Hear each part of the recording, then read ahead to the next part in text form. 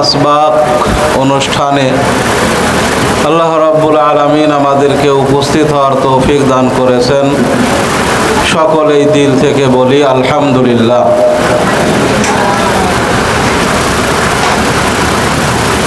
দীর্ঘ ছুটির পরে নতুন বছরে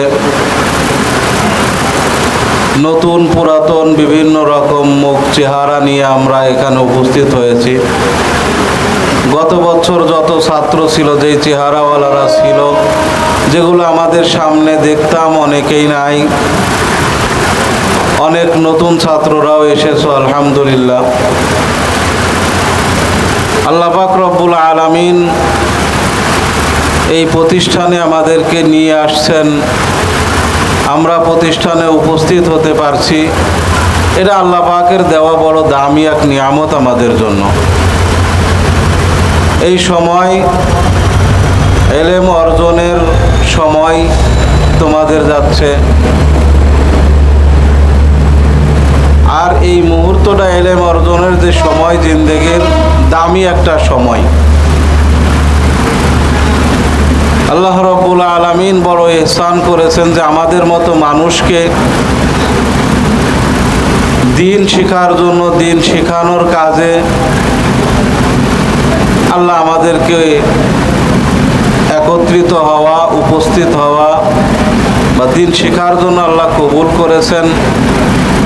এটা আমাদের কোনো নিজস্ব কোনো শক্তি যোগ্যতার বলে আসেনি, আল্লাহ আমাদেরকে কবুল করেছেন বলে আমরা আসতে পারছি। তোমরা জানো, এই সমাজের মধ্যে, দেশের মধ্যে আমাদের মতো অনেক মানুষ আছে যারা আমাদের থেকে অনেক ব্রেনি, অনেক ভালো, অনেক বড় বংশের মানুষ।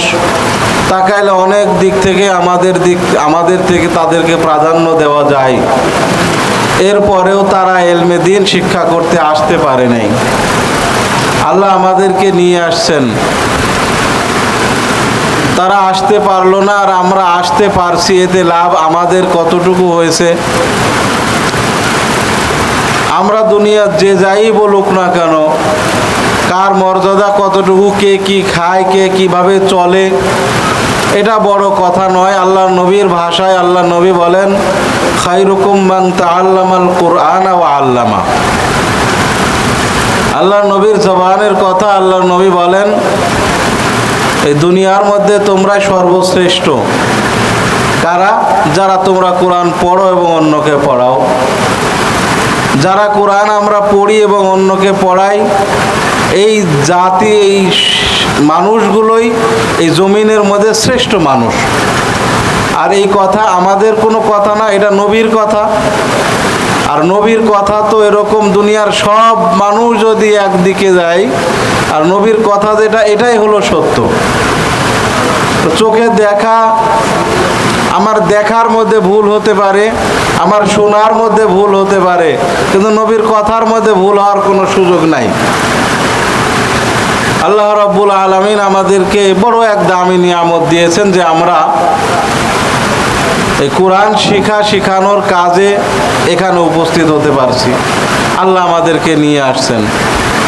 হায়াতের একটা সময় ব্যয় হবে কোরআন শিখা এবং শেখানোর মাধ্যমে। তো মাদ্রাসার মধ্যে আমরা যতদিন থাকবো, যতদিন আল্লাহ আমাদেরকে রাখবেন,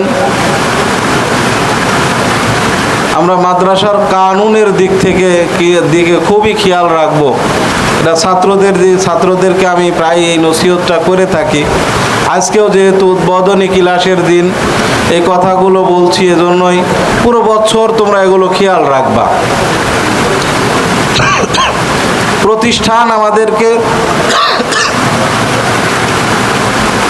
লেখাপড়ার ব্যবস্থা করছে। তোমরা জানো, এরকম একটা বিশাল বিল্ডিং তৈরি করা, এই বিল্ডিংয়ে লেখাপড়া করা, এই বিল্ডিংয়ে বসে থাকা, এটা বড় আমাদের কখনোই সম্ভব ছিল না। প্রতিষ্ঠান আমাদের জন্য এই বিশাল বিল্ডিং বানায় দিয়েছে।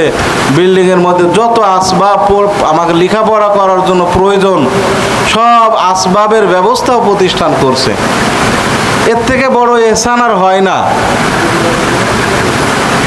এই জন্য প্রতিষ্ঠান যত আসবাব আমাদেরকে লেখাপড়া করার জন্য দেশে, এই আসবাবগুলোকে বড় দামি নিয়ামত মনে করা।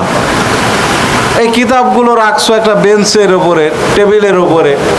এই টেবিলটা মাদ্রাসা দেওয়া, প্রতিষ্ঠান আমাকে দেছে। কেন দেছে?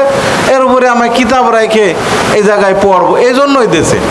এছাড়া অন্য কোনো কাজে ব্যবহার করার জন্য এটাকে দেওয়া হয়নি। অন্য কোনো কাজে এটা ব্যবহার করা যাবে না, যে যাতে সহজেই এই বেঞ্চগুলো যখন ভেঙে যায়, নষ্ট হয়ে যায়, এগুলো আবার মেরামত করা বা এরকম একটা টেবিল বানাইতে গেলে যেই টাকাটা প্রতিষ্ঠানে লাগে, এই টাকাগুলো প্রতিষ্ঠানের আমার কারণে খরচ হয়ে গেল, নষ্ট হয়ে গেল।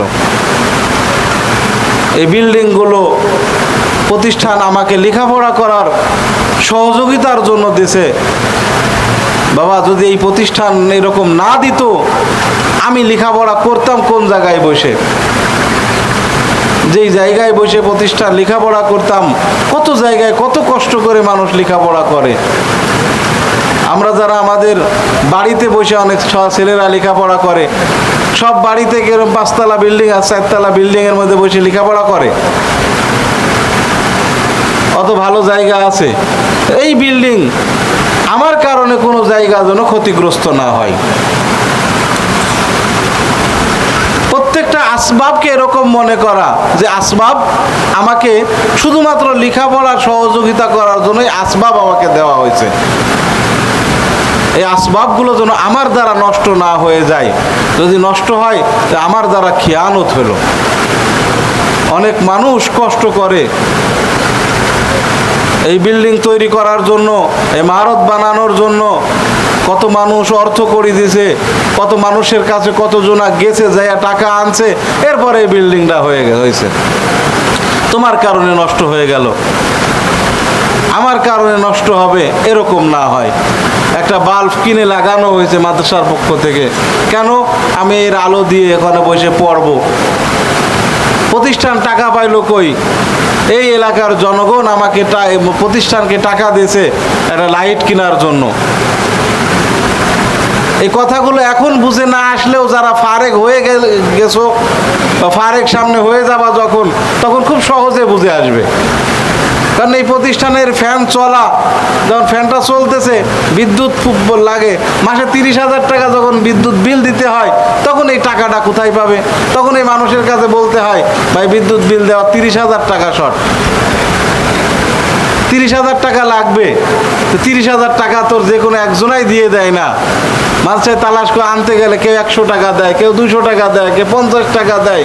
এগুলো গুছায়ে 30,000 টাকা গুছায় তারপর বিদ্যুৎ বিল দিতে হয়। বলে 100 টাকা 50 টাকা করে গুছায় 30,000 টাকা গুছাতে কত সময় লাগে, কত জনার কাছে যাওয়া লাগে। আর যার কাছে যায় সেই কি দেয়? 5 জনের কাছে গেলে 4 জন দেয়, 3 জন দেয়। এই মেহনতগুলো করা হয় তোমাদের লেখাপড়ার সহযোগিতার জন্য, সহজেই যেন কোনো জিনিস নষ্ট না হয়। একটা বাল্ব এমনি নষ্ট হয়ে গেল, এক জায়গায় তার একটা আছে, তুমি কোনো কারণে তারটা ছিঁড়ে গেল, তো আর হয়ে গেল। বাথরুম ব্যবহার করা, এই পানির লাইনগুলো ব্যবহার করা, এগুলো আমাকে ব্যবহার, এগুলো তো এলেম শিখার সহায়ক হিসাবে আসবাবগুলো আমাকে দেওয়া হয়েছে। কিন্তু আমার খিয়ানতের কারণে কত মানুষ কষ্ট করে, কত ভাই কষ্ট করে।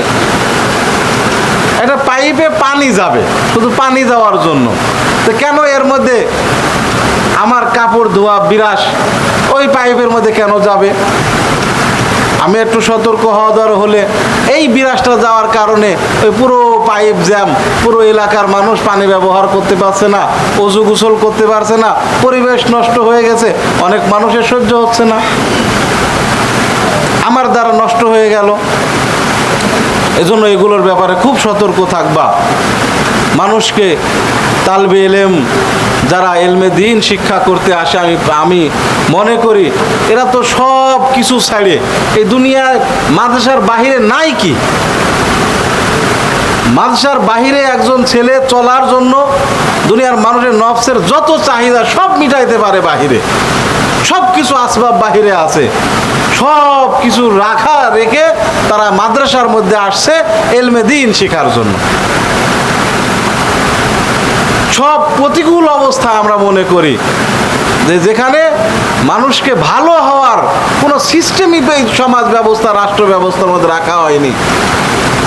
সেই জায়গা থেকে এই মানুষগুলো যখন তালবে এলেমরা যখন ফিরে আসে তারা এলেম শেখার জন্য, এরা নিশ্চিত আল্লাহ পাক রব্বুল আলামিন বাছাই করে কবুল করে নিয়ে আসছে আল্লাহর ওলি। একজন তালবে এলেম আল্লাহর প্রিয় বান্দা হয়ে যায়, প্রিয় বান্দা বানায় আল্লাহ নিয়ে আসছে তাকে। এই মানুষটাকে কষ্ট যেন, এই মানুষগুলো যেন কষ্ট না পায় আমার কারণে।